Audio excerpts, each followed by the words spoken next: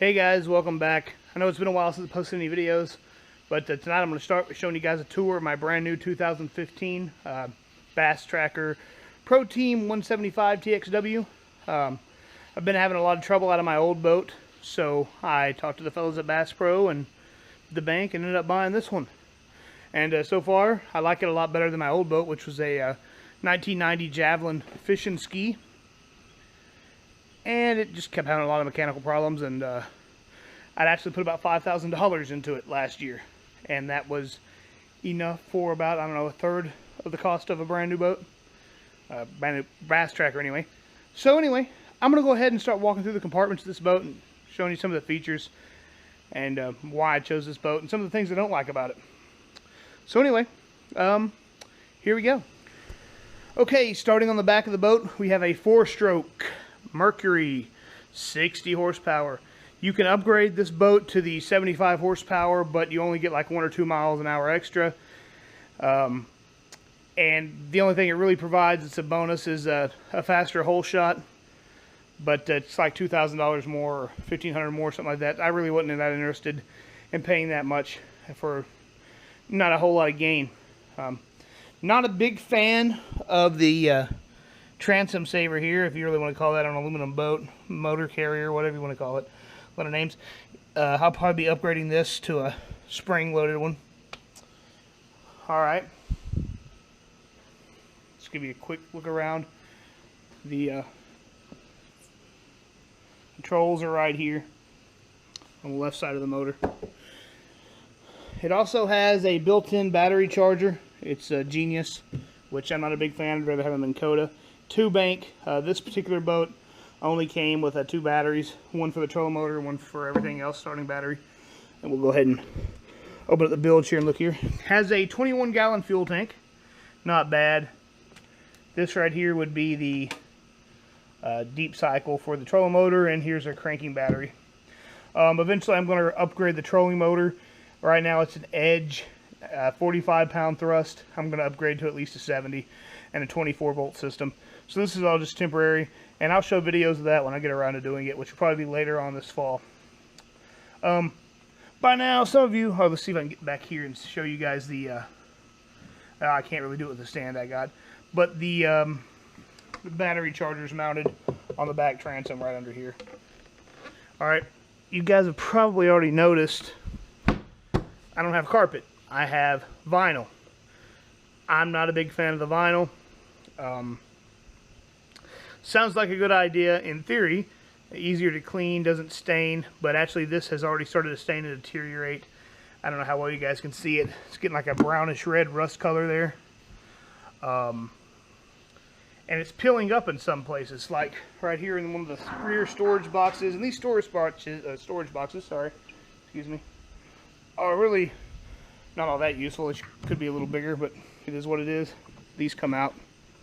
That one's stuck a little bit, but it's already starting to pill up around here. The guys at Bass Pro tacked it down a little bit for me, but I have somebody that can replace all this fall with carpet for me, cheap. So I'm not gonna get too carried away with it. I'd much rather have the carpet. This also gets very hot on your feet, and I like to walk around the boat barefoot. So not a fan of it at all. Let's go ahead and go to the other compartment here, show you guys what I got in it. If I can walk around here. Sorry, the barn's a little cluttered tonight.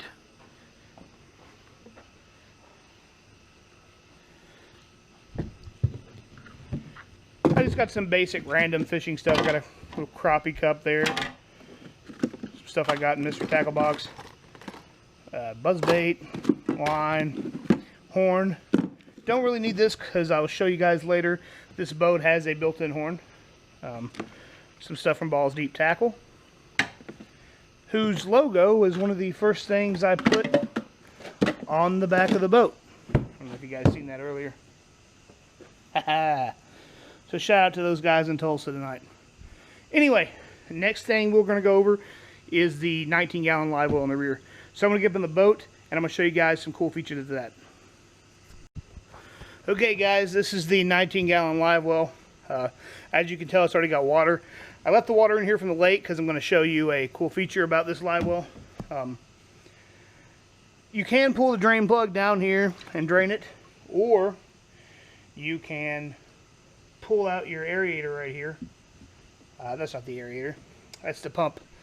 And you can reach up here on the dash, which you guys can't see me doing right now, and you can go to turn on the aft pump out system and pump it out, which is what I'm going to do right now. And you guys can hear it pumping out of the back of the boat. Let's see if I can show you guys that on film.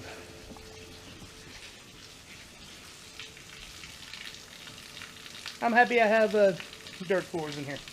It's not a big deal. So I'm going to go ahead and turn that off. Don't want to flood the barn too much with it. Alright.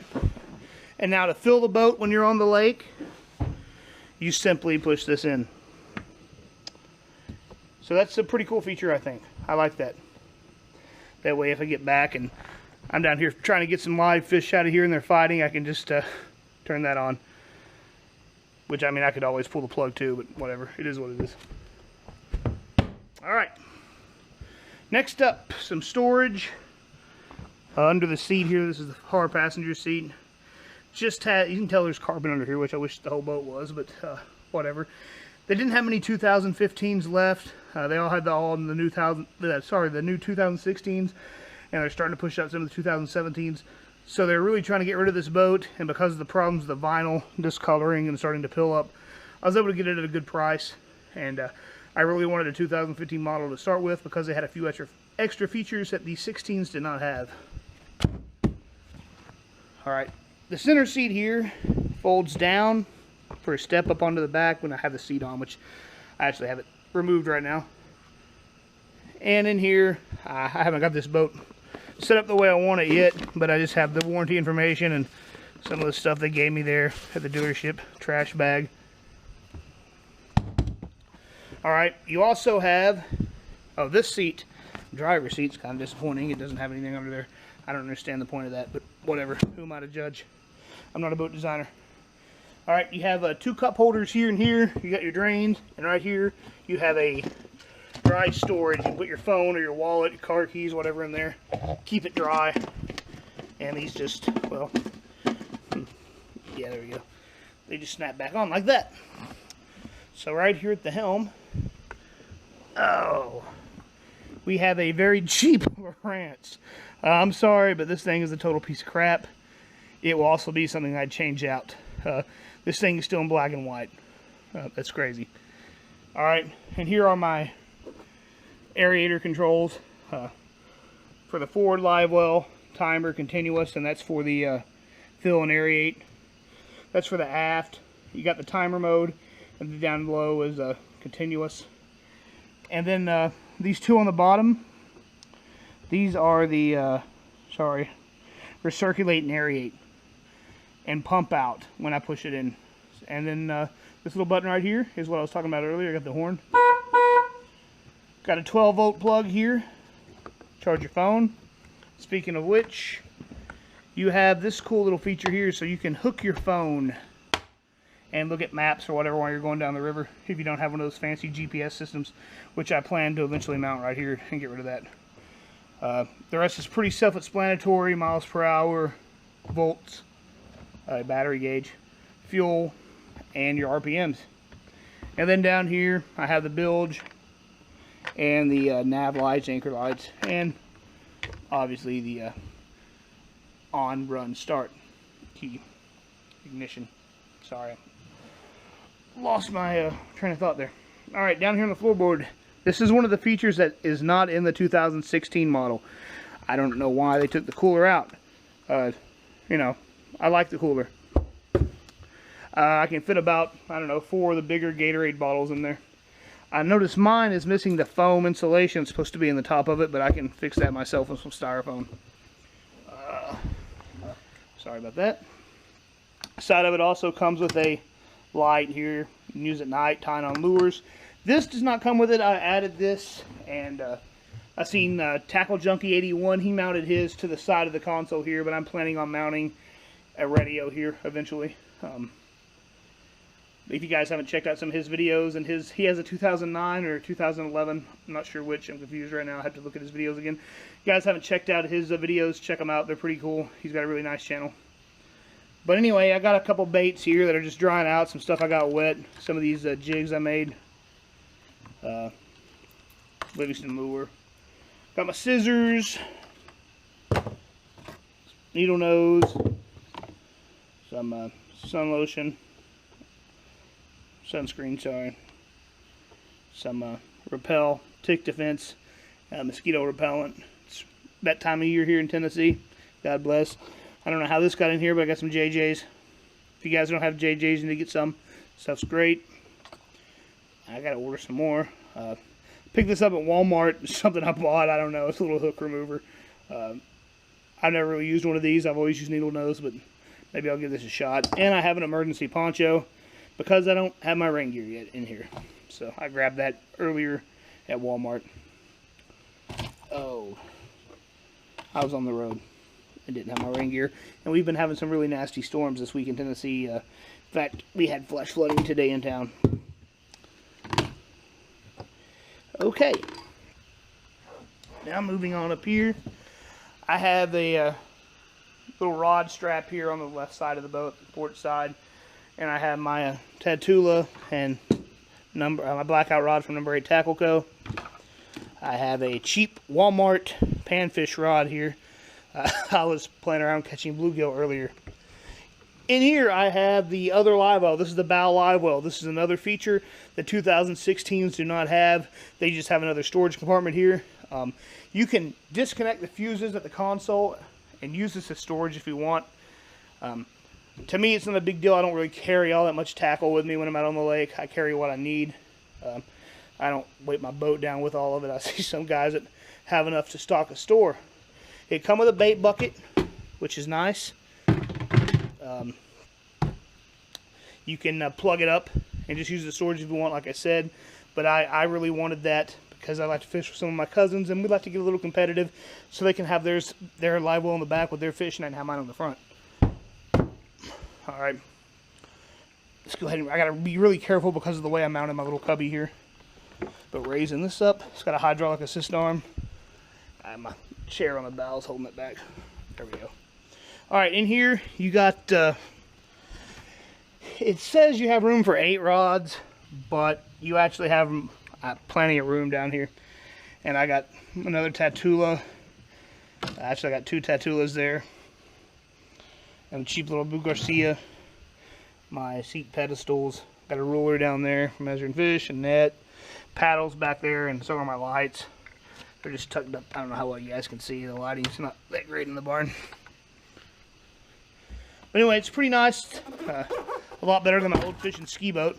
Daggum it. Crankbait fell off. It did not have a rod locker, and you're always having your rods getting tangled up and all over the place. Oh. Alright. And right here, we have the actual, the storage compartment where I keep my tackle. I'm going to show you guys down in there. I like to label everything, keep it kind of neat. That's out of place, but you know, I just got, let me count them here. 1, 2, 3, 4, 5, 6, 7, 8, 9, 10. I got 10 3700 Plano boxes, and I got 4 of these storages here. I think I paid $2 a piece for these at Walmart. And this is my soft plastic creature baits.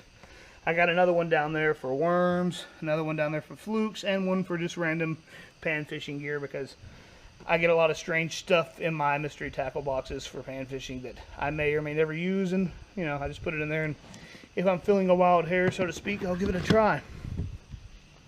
Alright. Sorry about that. Almost dropped the camera. Moving forward. The seats on this boat are actually really nice. I really like them.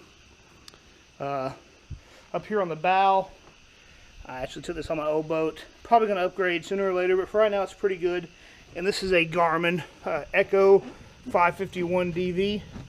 I think it's about, dang, I'm going to keep doing that, guys. Sorry about that. It's about $300 retail. I want to try to fire it up here, and well, I don't know how well you guys can see that or not. I guess you guys can't really see it here. At least not on my little mini screen I got.